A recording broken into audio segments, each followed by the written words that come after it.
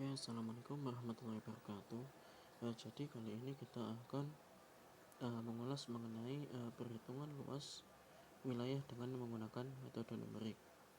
Nah, langsung saja kita perhatikan langkah setelah ini ya. Oke, langsung saja kita ketikkan Google Maps di Google. Jadi yang pertama kita perlu membuka Google Maps terlebih dahulu.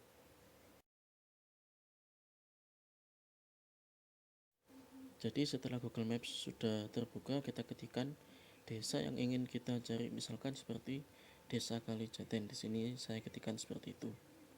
Nanti pasti akan langsung muncul batas-batas daerahnya. Jadi langsung ke plot yang bergaris merah itu.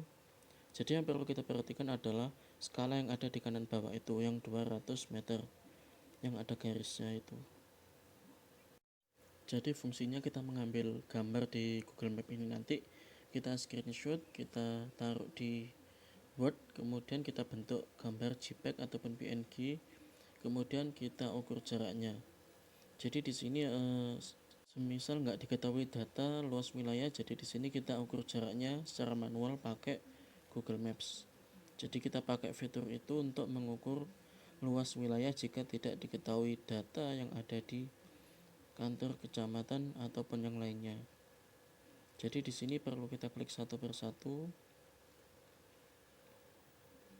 Jadi kalau bisa disesuaikan garis berwarna merah itu supaya nanti hasil perhitungannya juga tepat. Jadi nanti foto ini itu kita screenshot, kita jadikan JPEG dari Word, yaitu kemudian kita masukkan ke GeoGebra. Jadi di situ nanti kita plot, kita bentuk. Sebenarnya nggak usah digarisi kayak gini juga bisa, tetapi masalahnya di sini kita ingin mencoba untuk mencari luas wilayah. Jadi ini opsional ya. Kalau misalkan sudah diketahui datanya, misalkan data dari kecamatan, kita nggak perlu mengukur jaraknya lagi ataupun mencari luasnya kayak gini. Jadi ini nanti bisa di skip, tapi cukup di screenshot aja untuk petanya, dan jangan lupa perhatikan skala yang telah dipilih. Seperti yang kanan bawah itu kan 200 meter.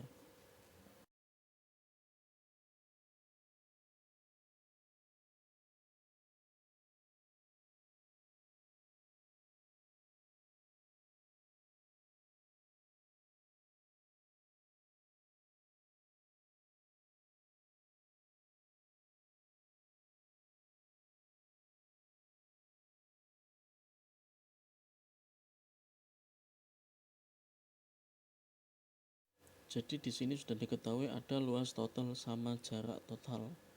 Jadi bisa diperhatikan kalau misalkan nggak ada datanya.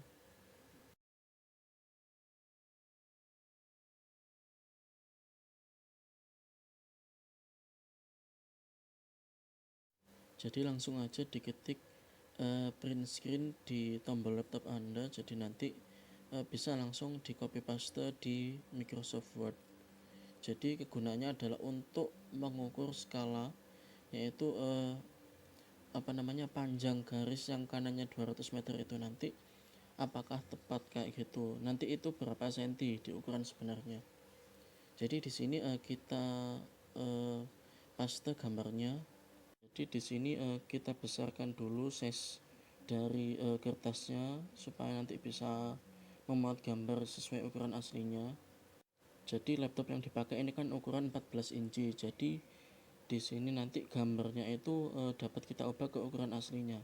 Jadi misalkan seperti 26,5 dikalikan dengan sekitar 36an lah kayak gitu. Jadi nanti tinggal disesuaikan aja. Dan di sini di setting jangan lupa log aspek rasionya dinonaktifkan.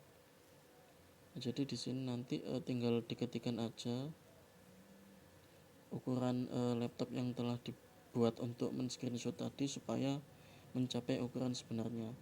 Jadi di sini kita setting seperti itu, nanti tinggal ditekan OK dan gambar akan seperti gambar aslinya ya. Disesuaikan aja. Nah, jadi seperti itu. Nanti ternyata di sini ada kesalahan setting kertas, kebalik antara width dan height-nya.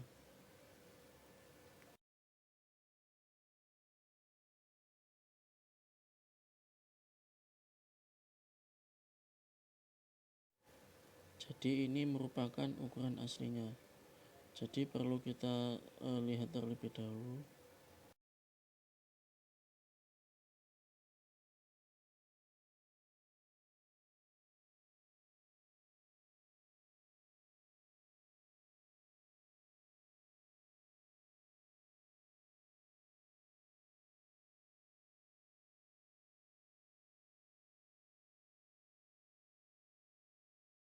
Jadi di sini kita manfaatkan fitur Microsoft Word yaitu untuk mengukur panjang garis yang kanannya 200 meter tadi. Itu sebenarnya itu berapa ya? Jadi kita nggak perlu menggunakan penggaris sungguhan untuk mengukurnya. Kita menggunakan fitur Microsoft Word.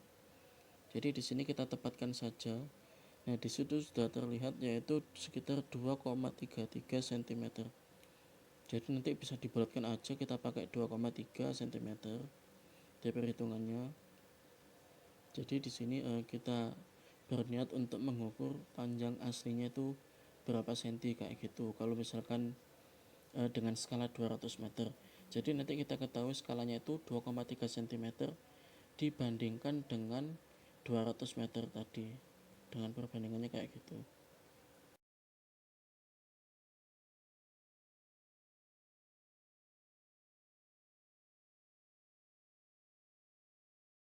Jadi sekarang bisa kita buka GeoGebra. Di sini GeoGebra yang klasik ya, yang klasik 5 kalau nggak salah. Jadi bisa juga menggunakan GeoGebra online, itu juga ada fitur image-nya. Jadi bisa dipastekan gambarnya di situ atau bisa di open file.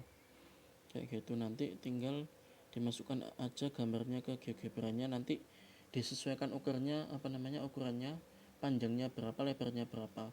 Kalau dari Microsoft Word tadi kan berdasarkan ukuran laptop 14 inci itu tadi itu panjang gambarnya itu sekitar 36an.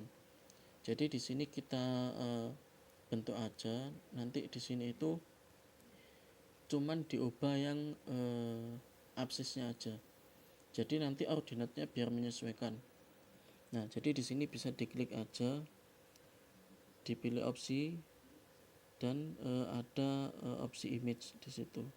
Jadi bukan kita pakai open file karena ini nanti kita ambil gambarnya aja, jadi pakai image. Tinggal diklik aja ke gambar yang tadi telah kita save.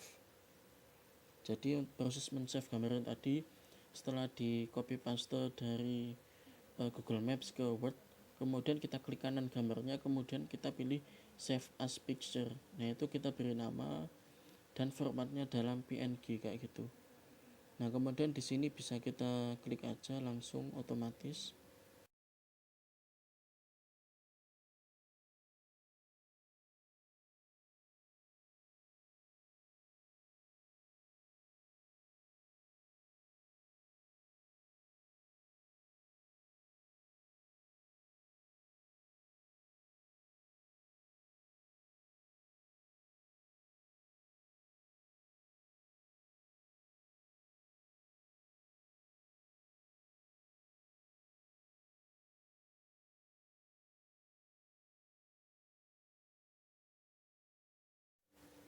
Nah, gambarnya akan muncul seperti ini. Jadi kita hanya perlu mengubah absisnya aja, nanti biar ordinatnya menyesuaikan sendiri otomatis.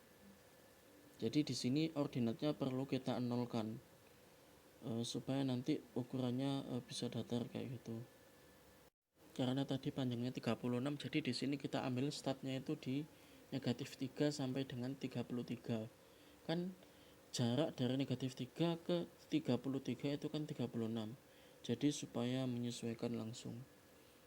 Yang tadi ordinatnya kita pilih 0 supaya nanti startnya itu di sumbu X. Jadi pas datar kayak gitu. Jadi tinggal kita sesuaikan aja ukurannya. Jadi nanti tiap laptop bisa berbeda-beda tergantung laptop yang screenshotnya itu gimana. Jadi untuk memperbesar atau meminimasi gambarnya bisa kita klik CTRL plus minus ataupun plus yang di deretan angka itu. Jadi nanti supaya mempermudah kita zoom aja. Jadi di sini pertama tujuan kita ingin membuat garis yang sejajar sumbu X. Jadi untuk alat bantu supaya nanti ruas garis yang kita bentuk untuk melintasi garis merah itu nanti supaya tegak lurus. Jadi di sini bisa kita ketikkan yaitu Y sama dengan berapa kayak gitu. Nah, jadi di sini disetting terlebih dahulu dan ukurannya terserah mau Y sama dengan berapa. Tapi yang pasti untuk mempermudah kalian mengupload supaya nanti ruas garisnya bisa tegak lurus.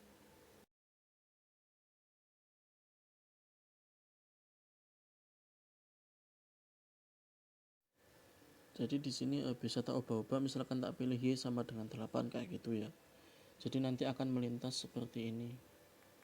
Setelah itu tinggal kita buat garis yang tegak lurus. Jadi di sini nggak buat segmen terlebih dahulu ya. Jadi kalau misalkan kita pakai langkah ini terlebih dahulu, ini pasti salah. Karena kenapa? Kalau kita pakai segmen, nanti itu segmen garisnya tidak akan tegak lurus terhadap garis yang sejajar dengan sumbu X. Jadi kayak gitu. Nah, jadi ini merupakan angka yang salah. Jadi jangan sampai ada kekeliruan seperti ini.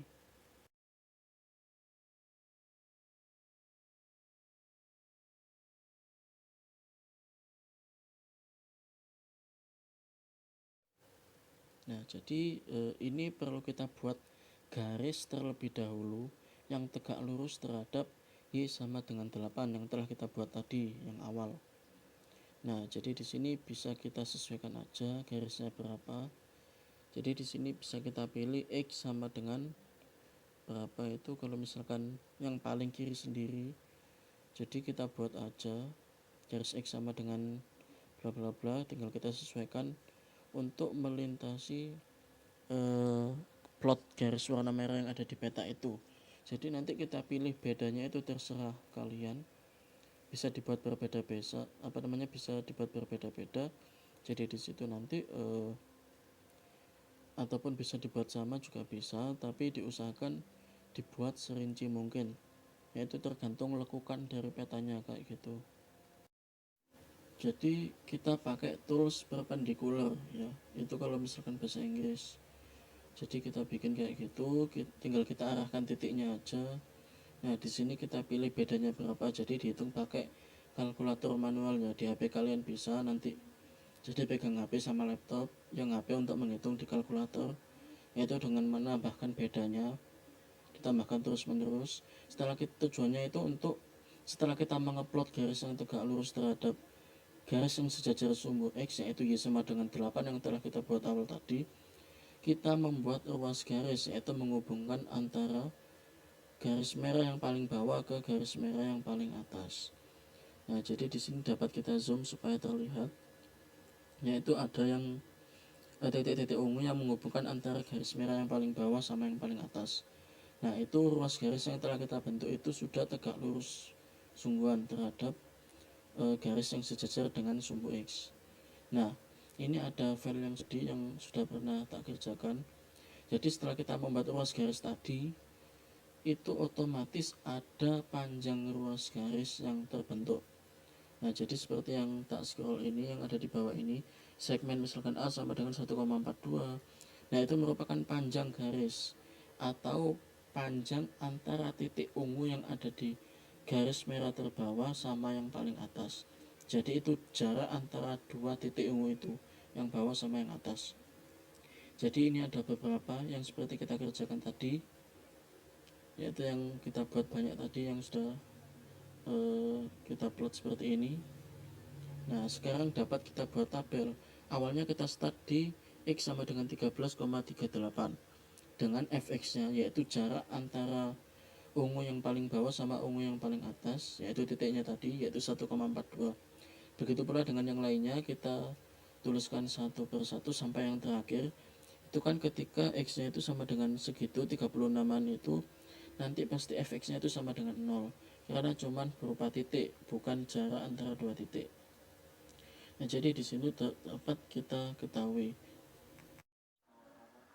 Jadi setelah ini petanya sudah diplot kayak gini, ini salah satu alternatif. Semisal di data desa itu nggak ada, jadi kita mencari luas dari daerah kita sendiri menggunakan Google Maps.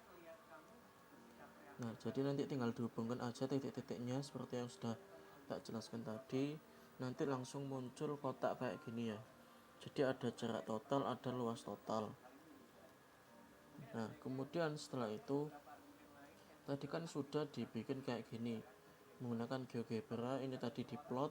Kemudian kita buat ruas garis untuk menentukan panjang-panjang atau beda ketinggiannya misalkan di sini.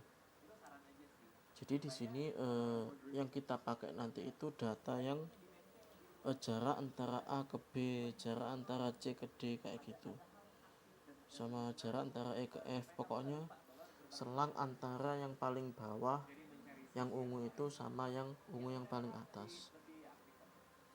Jadi makanya di sini tadi itu kita menggunakan garis yang sejajar dengan sumbu X terlebih dahulu, sehingga untuk mempermudah agar luas garis yang kita bentuk itu nanti pasti tegak lurus atau sejajar sumbu Y. Jadi fungsinya kayak gitu.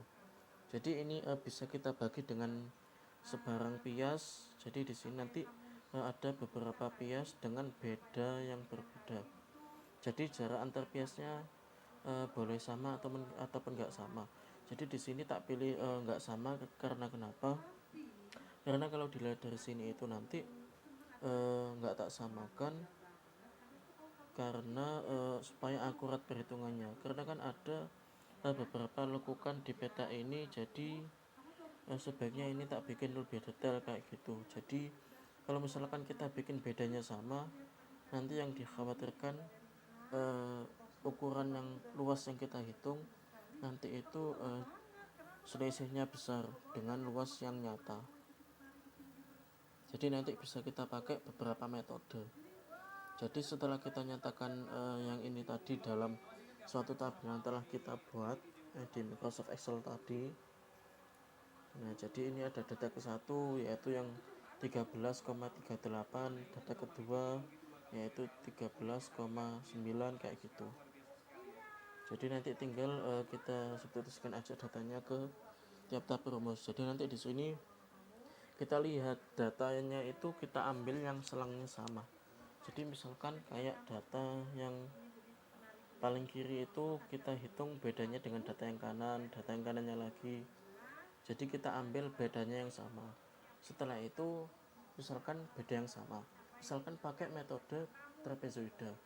Kemudian di data selanjutnya itu nanti hanya itu atau delta hanya itu nanti beda lagi. Jadi kalau beda lagi berarti bisa kita pakai metode yang berbeda lagi. Jadi kayak gitu. Tapi yang penting kita ambil di beda yang sama. Nah, jadi misalkan kayak gini. Jadi berdasarkan bedanya, jadi di sini kita tahu kalau misalkan ada 15 bagian ya. Jadi ada 15 hal yang berbeda. Jadi hal yang pertama misalkan ada hanya itu sama dengan 0,5. Kemudian jangan lupa kalau misalkan ada 3 data yang kita ambil, misalkan data yang pertama seperti tadi 38 kayak tadi.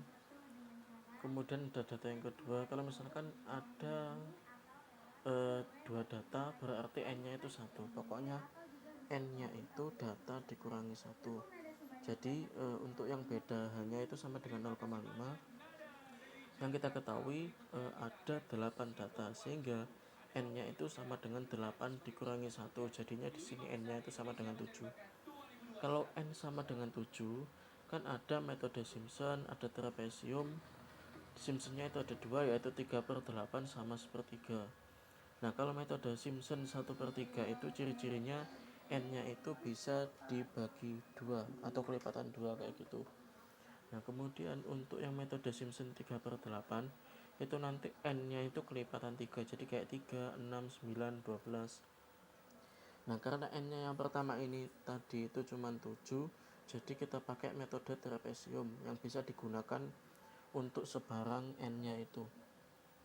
Jadi di sini ketika selang 13,38 sampai dengan 16,08 misalkan fx dx, jadi di sini kita pakai metode trapesium.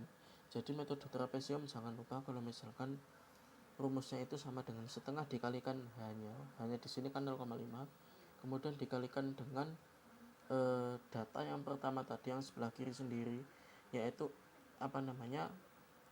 yang 1,42. Kalau kita lihat di tabel yang telah kita buat, nah jadi di sini yang dimasukkan itu fx-nya, bukan x ya. Jadi pakai fx yang disubstitusikan ke formulanya tadi. Data yang pertama, kita kembali lagi, misalkan data yang pertama 1,42 ditambahkan dengan 2 kali data setelah data yang pertama. Jadi data yang kedua, ketiga, keempat dijumlah semua sampai data urutan data kurang dari yang terakhir itu kurang satu. Misalkan ada di sini kan 8 data. Jadi yang dikalikan 2 ini nanti itu cuman data yang kedua sampai dengan data yang ketujuh. Jadi data yang ke-1 sama yang ke-8 nggak usah dikalikan 2, cukup dijumlahkan aja. Kemudian kita hitung ketemunya itu sama dengan 13,918 cm persegi. Nah kemudian untuk perhitungan yang kedua, dengan n-nya itu sama dengan 3, h-nya itu sama dengan 0,7, dengan batasnya itu 16,08 sampai dengan 18,98 fx dx.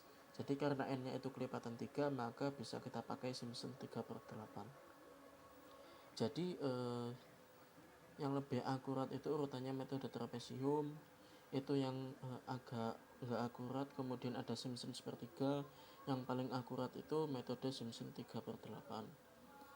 Jadi di sini kalau misalkan bisa dipakai Simpson 3/8, ya dipilih itu aja supaya nanti kesalahannya atau galatnya itu kecil. Jadi di sini langsung tak hitung aja, sama dengan 3/8 dikalikan dengan h-nya itu 0,7, dikalikan dengan data yang pertama di situ ketika 16,08 tadi itu fx-nya itu berapa, yaitu 6,57 kayak gitu. Kemudian ditambahkan dengan 3 kalikan data yang kedua sama data yang ketiga, ditambahkan dengan data yang keempat. Intinya kalau misalkan menghitung kayak gini itu, data yang pertama sama data yang paling terakhir itu nggak usah dikalikan apa-apa, cukup dijumlahkan aja untuk fx-nya. Kemudian kita hitung, yaitu diperoleh seperti itu, yaitu 14,361 cm persegi. Kemudian untuk perhitungan yang ketiga, yaitu untuk n sama dengan 1. Untuk n sama dengan 1, karena kan 1 itu bukan kelipatan 3 dan bukan kelipatan 2. Jadi di sini nggak perlu pakai ataupun nggak bisa pakai metode Simpson 3/8 ataupun 1/3, dan otomatis kita gunakan metode trapesium dengan hanya sama dengan 0,25. Jadi di sini nilai hanya itu berbeda-beda tergantung bias yang kita buat tadi, sehingga dapat kita hitung seperti itu. Kemudian untuk yang keempat juga seperti itu, nanti bisa diperhatikan metodenya, yaitu dengan n-nya sama dengan 2. Untuk metode Simpson sepertiga rumusnya itu sama dengan 1/3 dikalikan 0,75, yaitu hanya sepertiga h dikalikan dengan data yang pertama ditambahkan dengan 4 kali data yang urutannya ganjil. Jadi ganjilnya itu dihitung setelah data yang pertama kayak gitu. Jadi untuk data yang kedua itu dianggap ganjil, kemudian data yang ketiga dianggap genap. Jadi untuk urutan data, yaitu data yang pertama itu dihitung dari yang setelah data yang kita masukkan yang pertama kali. Jadi kayak gitu, itu dikalikan 4. Kalau untuk data yang urutannya genap, itu dikalikan dengan 2. Nah, jadi di sini kita kalikan 4, yaitu 4 kali 7 ditambahkan 6,9, yaitu data yang paling terakhir, yaitu di selang itu, yaitu data ke 20,73. Kemudian sama dengan 10,493 cm persegi. Ini perhitungannya kita lanjutkan aja. Jadi kita hitung, kita sesuaikan sebisa mungkin menggunakan metode Simpson 3/8 atau 1/3 supaya perhitungannya akurat. Jadi di sini ketemunya tinggal kita jumlah aja untuk luas-luas yang telah kita hitung tadi, yang hasilnya cm persegi, kita peroleh 87,342 cm persegi. Ini pendekatan luas desa Kalijaten. Kemudian setelah kita hitung tadi, kan ada data mengenai luas dan batas wilayah desa. Jadi sebelumnya juga mencari data dari webnya Kabupaten Sidoarjo. Terdapat luas ataupun ketinggian dan jarak tempuh tiap-tiap desa atau kelurahan. Ini tertera pada tahun 2016. Jadi di sini sudah tak beri kota hijau ini, yaitu kalau desa Kalijaten luasnya itu 68 hektar.